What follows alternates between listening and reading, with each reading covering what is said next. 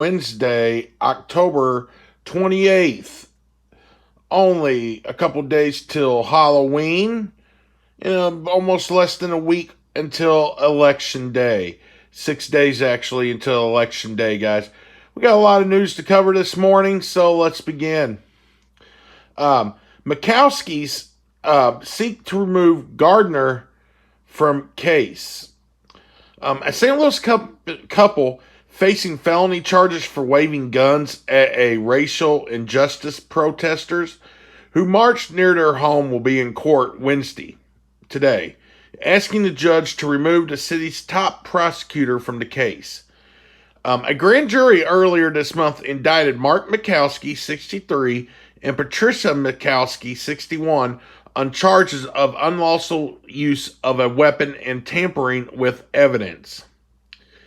The effort to disqualify Circuit Attorney Kim Gardner, a Democrat, contends that her prosecution is politically motivated. The Mikowski's attorney, Joel Schwartz, cites emails reference that the case that were sent to potential donors ahead of Gardner's primary election in October.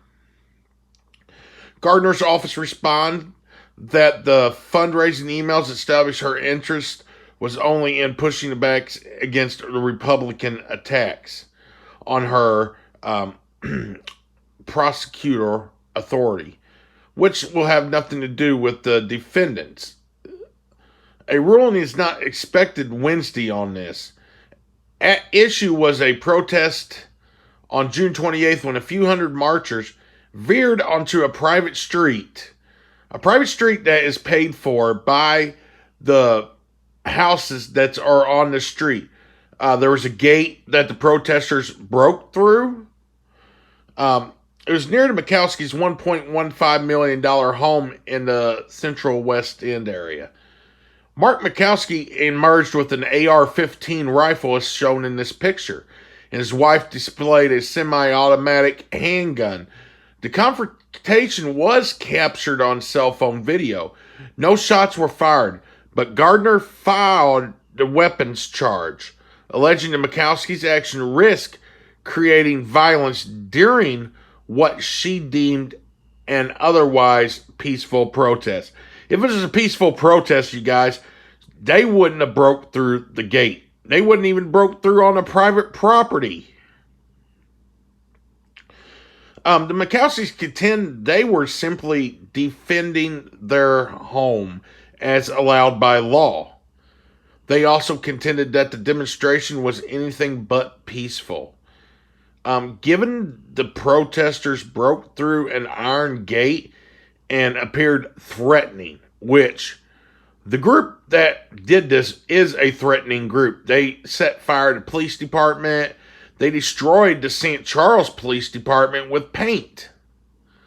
But the protest organizers say the marchers were not threatening and didn't break the gate. Well, there's video of them breaking the gate. The Mikowskis have since become celebrities in conservative circles. They've been in frequent contact with Donald Trump. Schwartz said earlier this month they spoke on a video at the opening night of the Republican National Convention. Mike Parsons even said he will pardon the Mikowskis if convicted.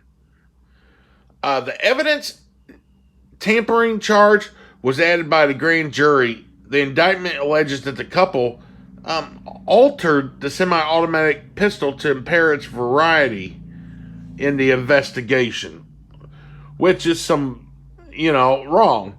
But in other news, out of Jefferson County, Missouri, an alleged bank robber is in custody after shots fired during Jefferson County chase. A suspect is in custody now in Jefferson County after a manhunt this morning. According to the Jefferson County Sheriff's Office, a bank in the Shady Valley area was robbed early Wednesday. Deputies later spotted the suspect's vehicle and began pursuing it before 10 a.m. The suspects led deputies on North Highway 141 before driving west on Highway 30. Authorities said they put up stop sticks and the suspect drove over them, disabling the car they were inside. The suspect then jumped out of the car and ran off near the Walden Pond Apartments in High Ridge. The suspect was later taken into custody. The sheriff's office said there were reports of shots being fired, but it's unknown who fired the shots at this time. So at least they caught that suspect. They caught that suspect, and he's actually behind bars right now. So, in other news, like yesterday, there was a big old crash. Oops, wrong one. There's a big old crash out there on 141. Not 141, but Highway 44 here in northeast Franklin County. Police ID the woman who was killed while stopping to help a crash victim on Interstate 44. The woman who stopped to help others after a crash on Interstate 44 in Eureka on Tuesday has been identified. According to the Missouri State Highway Patrol, a Good Samaritan's 30-year-old Heather Baker and 28-year-old Jesse Christopher pulled over on the side of Highway 144 near Highway 109 to help a tractor trailer and a pickup that were on the shoulder after crashing. While Baker and Christopher was checking on the drivers, they were then hit by another tractor trailer.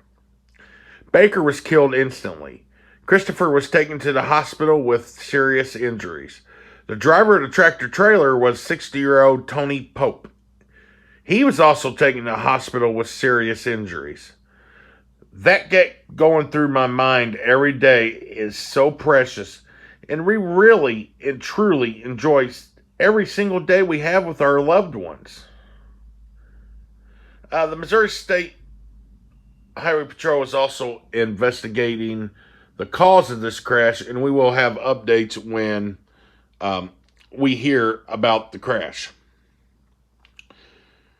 In other news today, on the election front, Biden vows not to make false promises about the pandemic. Joe Biden said on Wednesday he's not running on the false promises of being able to end this pandemic by flipping a switch like Donald Trump, but would prioritize science while President Donald Trump used the race's final days to keep up a whirlwind campaign schedule aimed at focusing on anything but the coronavirus. The Democratic presidential nominee tried to keep the focus on health care, arguing that a Supreme Court conservative majority stretched to 6-3, newly confirmed Justice Amy Coney Barrett could dismantle the Obama administration's signature health care and leave millions of Americans with pre-existing conditions devoid of insurance coverage. Well, I think that if they do take that away, almost 23 million people is going to be left without insurance because of pre-existing health conditions. But Biden kept most of his focus on the virus, saying Trump's handling of the pandemic was an insult to its victims, especially as cases rise dramatically around the country. Even if he wins, he's going to take a lot of hard work for Joe Biden to end this pandemic. He lives in Wilmington, Delaware. He says, I'm not running on the false promises of being able to end a pandemic by flipping a switch, but I do promise this. We will start on day one of doing the right things. Trump began the day in Las Vegas, but was set to hold 2 rallies in Arizona, including one just across the Colorado River from Nevada that he hoped to use to appeal to voters in that state, hoping to flip it from blue to red. The president's been under pressure to avoid one negative result of a September rally in Nevada that attracted thousands and thousands of people. The airport that hosted the event was filled with fined more than $5,500 for violating crowd restrictions aimed at preventing the spread of the coronavirus. If Trump really cared about the coronavirus, he wouldn't have thousands and thousands of people at his rallies. Rather than curbing the virus, Trump is simply shifting his event across the banks of the Colorado River to Bullhead City, Arizona. It's the least example of Trump's effort to downplay the virus and criticize Democratic leaders in states such as Nevada who have imposed limits on gathering to combat the worst public health crisis in more than a century. Trump held an outdoor rally in Omaha, Nebraska on Tuesday night. After he left, police took some attendees to the hospital, worried about the exposure to the code. The Trump campaign said it sent a series of shuttle buses to shuttle bus people back to their cars from the airport. But, he got his photo op and he gets out. He don't care about the people. There was not enough buses there to bus everybody back to their cars. With less than a week until Election Day, Trump is trailing Biden in most national polls. Biden also has an advantage through narrow and the key swing states that could decide if Biden will be our president. Biden voted early in Delaware today and also received a virtual briefing from public health experts. One is Dr. David Kessler, director of the Center for Science and the Public Interest, warned, "We are in the Midwest of the third wave of the Rona." And I don't think anyone can tell you how high this is going to get. It could get more than 71,000 people, They're testing more than 71,000 people a day. That's up from 51,000 2 weeks ago. But cases are rising. People are getting the Rona. Hawaii and Delaware, and deaths are climbing in the 39s, with an average of 805 people dying in the United States per day. Overall, 227 Americans have now been killed by this virus, and Trump has not done nothing to curb it. People are still out of jobs, people are still struggling, and they're not passing a stimulus check for everybody to get help. Trump views Nevada as a state that hasn't backed a Republican president since 2004.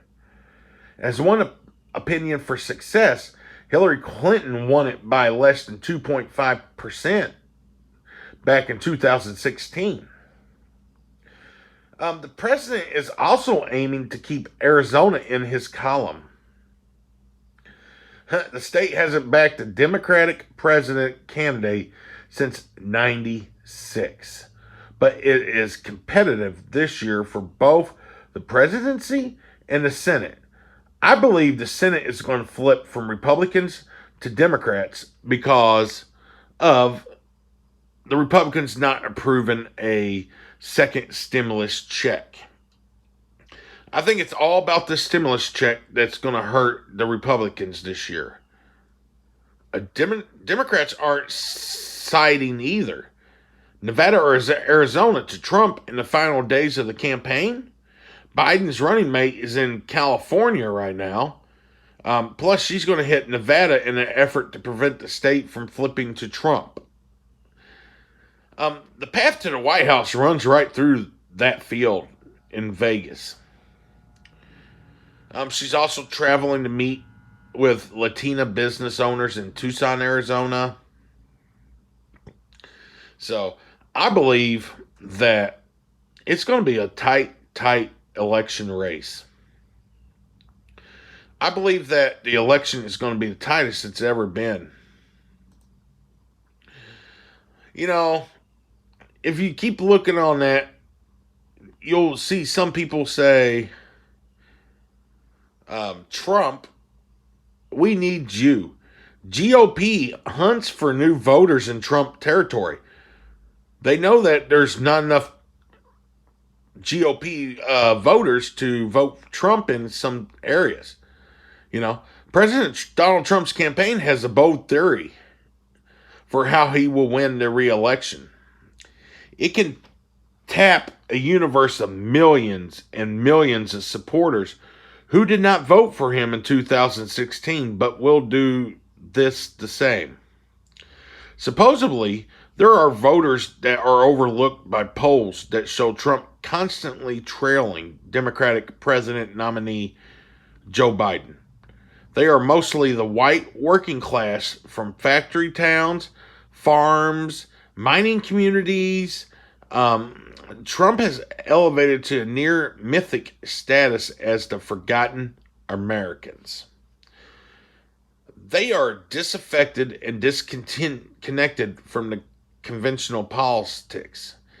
Yet they flock to the president's rallies, plaster their yards with signs, and have been filling up voter registration rolls. In a few places, this strategy will be tested, as in Pennsylvania. Pennsylvania is a critical state right now for Trump, carried on by only 44,292 votes out of 6.1 million cast in 2016. A Democratic surge of votes in cities and suburbs could quickly erase that narrow lead. With this pandemic, people who don't like to get out and vote, that are Democrat and Republicans, they're going to be voting by mail. I believe it's going to be a high number for Democrats and a high number for Republicans that hasn't voted in a couple years. Because, but the math behind the theory is tight. Trump's plans requires blowout victories and historic turnout in conservative strongholds across the state. Places where he outperformed traditional Republicans for years, and he knows he must do even better. His mission is made clear by his campaign stops in Pennsylvania this week, a tour through GOP areas like Latrobe and Martinsburg, Virginia. But Trump has to drive turnout. A professor at the Franklin and Marshall College in Lancaster, who has conducted polls in the state for almost 3 decades, I don't see any evidence that he's expanded his base. The strategy is more difficult to execute given the stunning disruption wrought by the coronavirus pandemic. But in terms of public health crisis, a nationwide economic dislocation, Trump's handling of the virus has cost him support among suburban women and older voters. His response to the civil unrest, reacting to police killings of a black man, only served to energize the resolve of black women. As candidates and voters, his wrecking ball persona has prompted some of his backers in 2016 to reject him. So far, his fate lies in a large part in places like Butler County,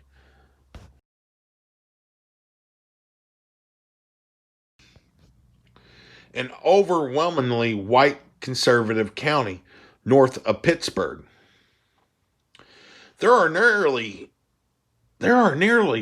2 Republicans for each registered Democrat in that state. Most adults did not graduate from the college. The economy rests on the manufacturing and fracking, as well as the service sector jobs, guys, from the suburbs creeping in from the city. Republicans' turnout in Butler County, pardon my language there, was an impressive 80% in 2016. But local Republicans say the goal is to push that number as high as 90%. 90%. How's that going to be done? Well, they spent several months registering new Republicans, added 9,043 of them this year alone for a 12.8% increase. Trump's campaign is trying to replicate those kinds of numbers in other rural and ex-urban counties in the state. Al Lindsay, a 74-year-old trial lawyer and a farmer who leads the Butler County Republicans, say that registration's push has been made easy by frustrations over the pandemic lockdowns and a growing belief that the Democrats don't understand people who are religious in rural area. This guy's pitch is simple. Look, there's an urgency here. We need you. Butler wears its industrial past openly. There's still a baseball field at the historic Pullman Park, but the company closed its railcar facility in 1982.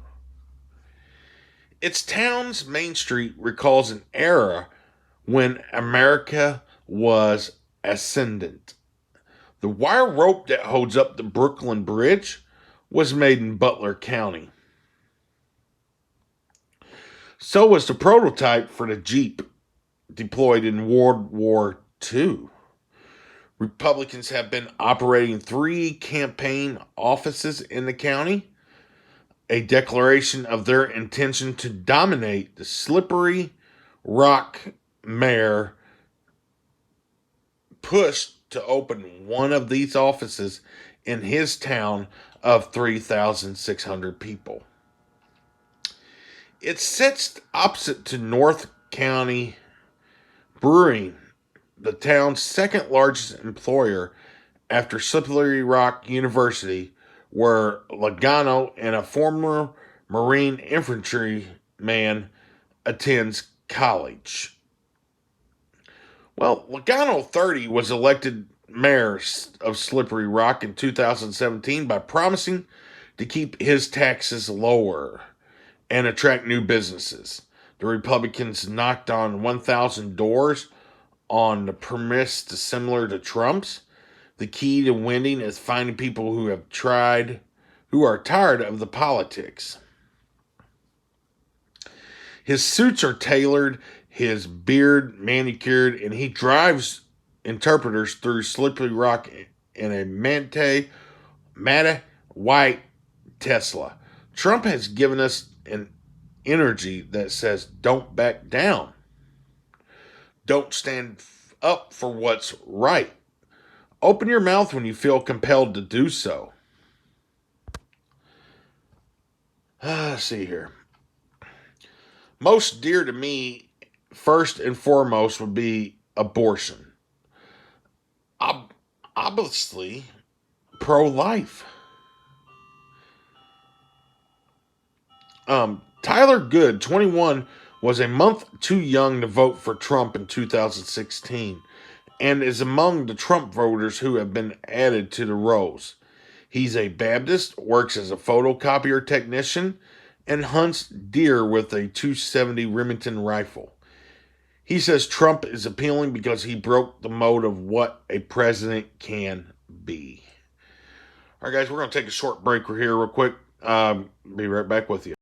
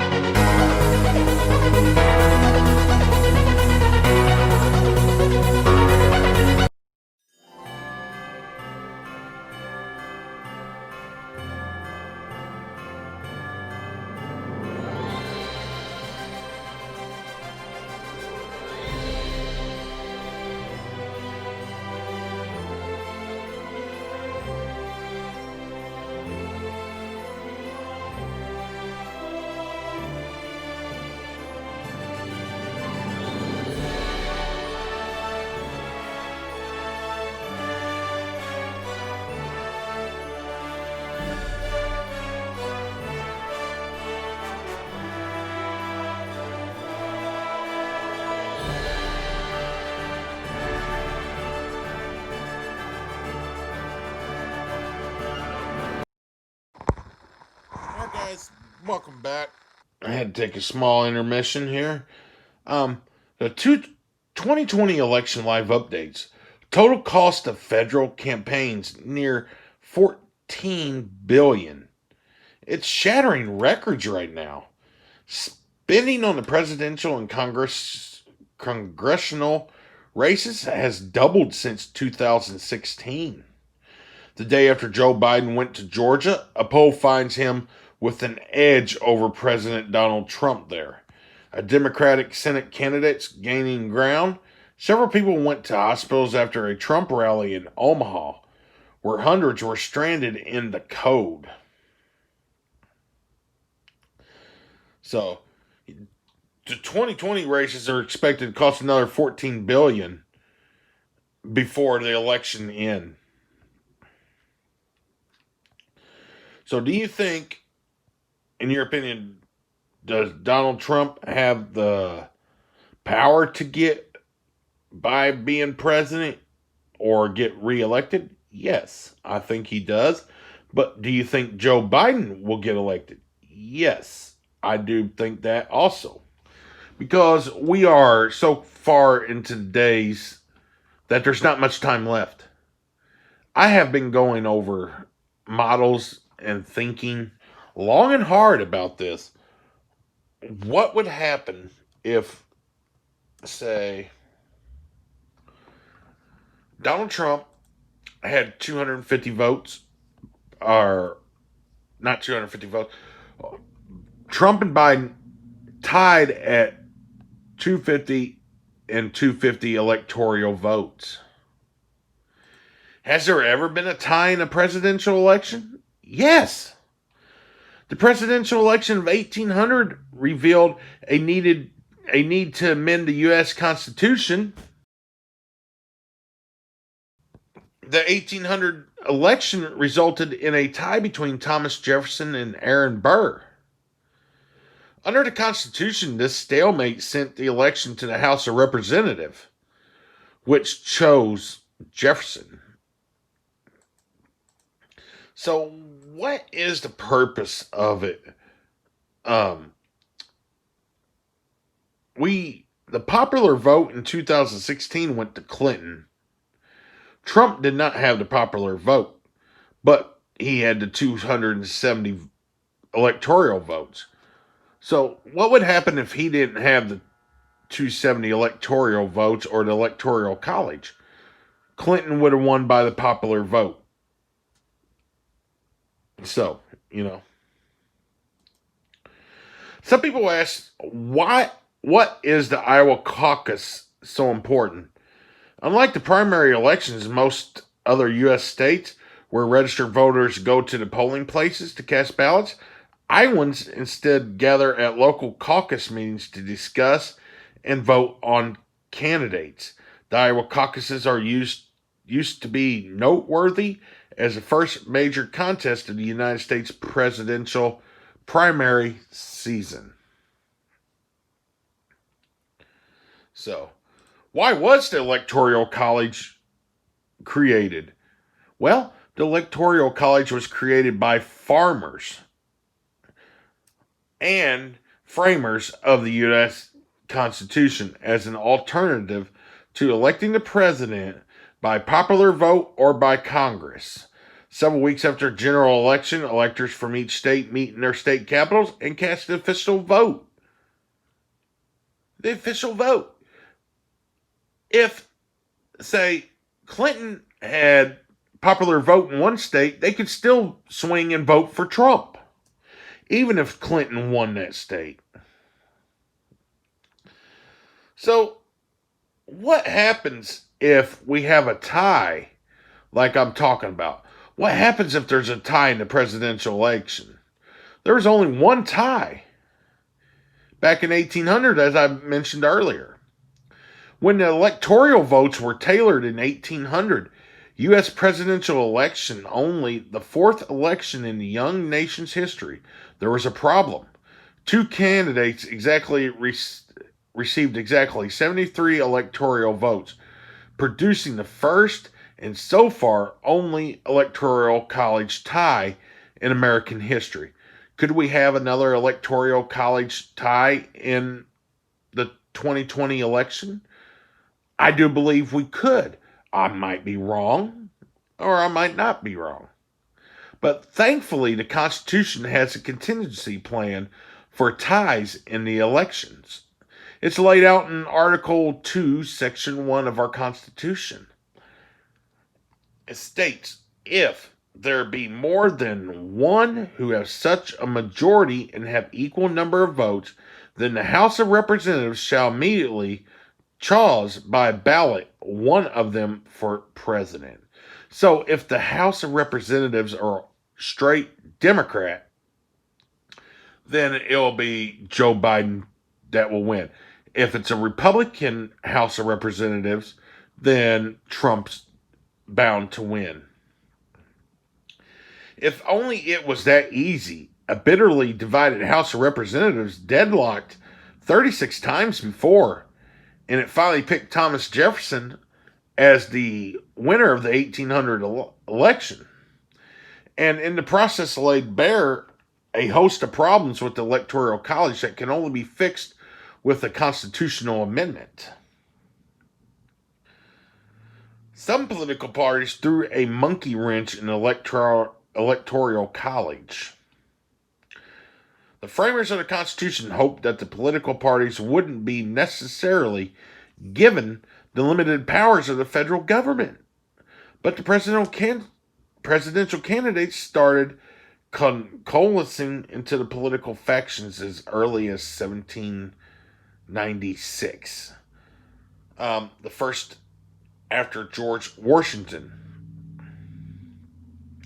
So a tie between two candidates from the same political party. The 1800 tie election made an even stronger case that the Electoral College needed to be fixed. By 1800, two political parties, the Federalists and the Democratic Republicans, held the full sway over electors who pledged to cast their ballots for parties' hand-picked state slate of candidates. Candidates for president ran as a ticket, says Alexander. That created problems when electors pledged to the Democratic Republicans cast one vote for each of the two people on the ticket. The result was a 73-73 tie between Thomas Jefferson and Aaron Burr, both Democratic Republicans. Meanwhile, the Federalist candidate, incumbent John Adams, only received 65 votes. According to the Constitution,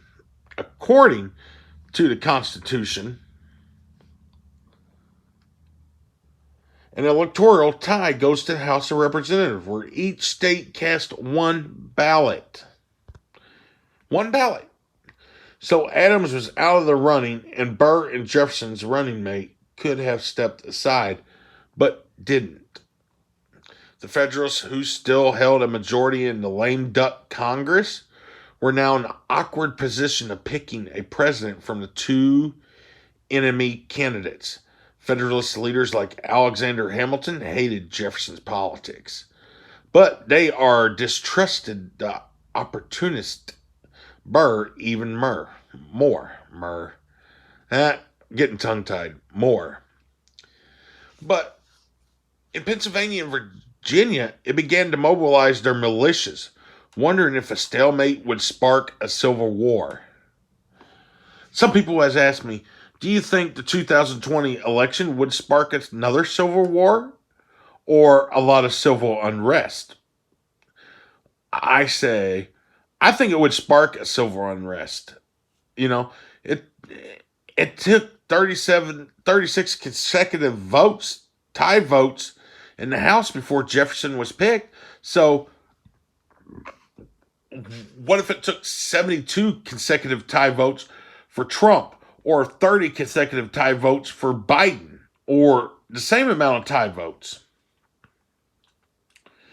The 12th Amendment comes in and gives us one vote for president and one vote for vice president. So, but that's all we got for today.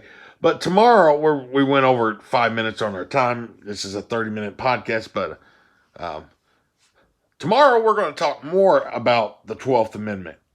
Tomorrow we're going to look in deeper on the 12th Amendment. So until then, guys, have fun. Don't forget you can donate to our Cash App at the link below and at the hashtag below here on the screen.